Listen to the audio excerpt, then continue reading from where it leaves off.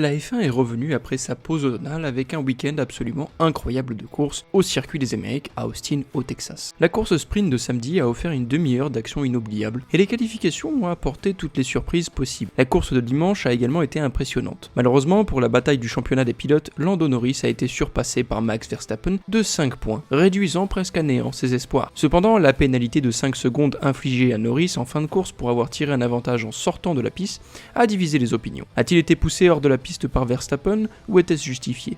Et si Russell avait été pénalisé pour avoir forcé un pilote à sortir de la piste au virage 12, pourquoi Verstappen n'a-t-il pas été sanctionné? Il reste 6 courses dans la saison 2024 de F1, et Lando Norris devrait reprendre un peu moins de 9 points par course à Verstappen pour le rattraper lors de la dernière course de la saison. Ce qui ne devait pas arriver, c'était que Verstappen surpasse Norris au week-end. Mais à Austin, c'est exactement ce qui s'est passé. 2 points lors de la sprint et 3 points lors de la course signifient que Norris est désormais à 57 points derrière son rival pour le titre. Ce qui signifie qu'il a besoin de plus de 11 points par week-end, une montagne qui semble difficile à gravir. Après avoir perdu 2 points lors de la course sprint, Norris a eu un peu de chance en qualification avec un excellent premier tour défendu par George Russell, provoquant un drapeau rouge pendant les deuxièmes tentatives. Alors que Norris a réussi un excellent premier tour lors de la sprint, gagnant 2 places au virage 1, il a connu un mauvais départ lors de la véritable course, en ne fermant pas la porte à Verstappen, en prenant l'intérieur, laissant une ouverture que le néerlandais passe suivi des deux Ferrari, repoussant Norris hors de la piste. C'était un mouvement controversé de Verstappen qui a été fortement scruté à la fin de la course. À partir de ce moment, la lutte de Norris pour un podium semblait terminée, alors que Verstappen et les Ferrari s'éloignaient. Cependant, les deux McLaren ont commencé à réaliser des temps de tour impressionnants plus tard dans leur premier relais, créant un décalage stratégique pour attaquer avec des pneus durs plus frais lors de leur deuxième relais. Norris poursuivait Verstappen et a obtenu le DRS avec 13 tours à faire. Pendant les 10 tours suivants, les deux pilotes se sont livrés à une bataille superbe, Verstappen défendant sa position jusqu'à ce que Norris le dépasse au tour 52, au virage 12, en sortant de la piste. Les deux pilotes sont sortis de la piste dans ce duel acharné, mais les commissaires ont annoncé que Norris avait reçu une pénalité de 5 secondes pour avoir quitté la piste et tiré un avantage. Avant de continuer cette vidéo, j'espère qu'elle vous plaît, n'hésitez pas à vous abonner, à commenter, c'est très important pour le référencement,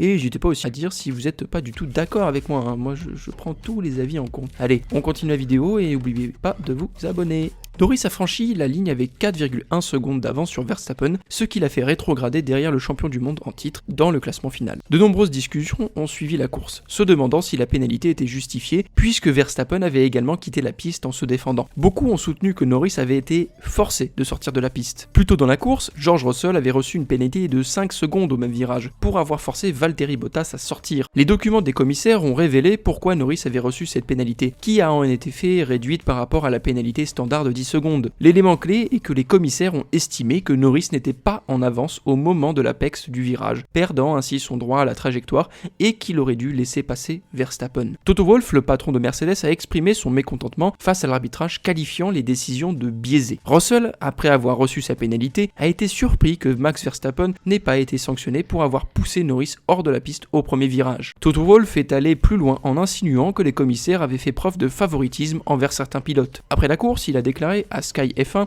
que les décisions prises à Austin étaient incohérentes. Selon lui, des incidents similaires survenus lors de la course sprint n'avaient pas été sanctionnés alors que les pilotes se battaient pour de vraies positions. Il a aussi laissé entendre que la FIA, et plus précisément son président Mohamed Ben Sulayem, devrait enquêter sur ces incohérences ciblées dans les décisions des commissaires. Cette confusion autour des décisions des commissaires n'a pas seulement été agacée par Wolff. Du côté de McLaren, l'équipe et Lando Norris étaient également déconcertés par ces décisions. Norris a critiqué Verstappen pour être sorti de la piste à plusieurs reprises, aussi bien en défendant qu'en attaquant. Il a déclaré après la course « J'ai essayé, mais lui aussi est sorti de la piste. S'il sort de la piste, c'est clairement qu'il est allé trop fort. Et il a également gagné un avantage en le faisant. Mais je ne fais pas les règles. Il se défend en sortant de la piste. Il dépasse en sortant de la piste. Mais je ne vais pas me plaindre. Je pense que Max a bien conduit. Il s'est bien défendu et nous avons eu une bonne course ensemble. Mais les règles sont les règles. » Le directeur de l'équipe McLaren, Andrea Stella, a soutenu son pilote, affirmant que l'intervention des commissaires dans ce beau duel de pilotage avait été inappropriée, puisque les deux pilotes étaient sortis de la piste et avaient tous les deux, selon lui, tiré un avantage. McLaren a ainsi contesté la décision, mais leur problème semble davantage être lié aux règles qu'à ceux qui les appliquent. Max Verstappen, de son côté, est reconnu non seulement pour son talent de pilote,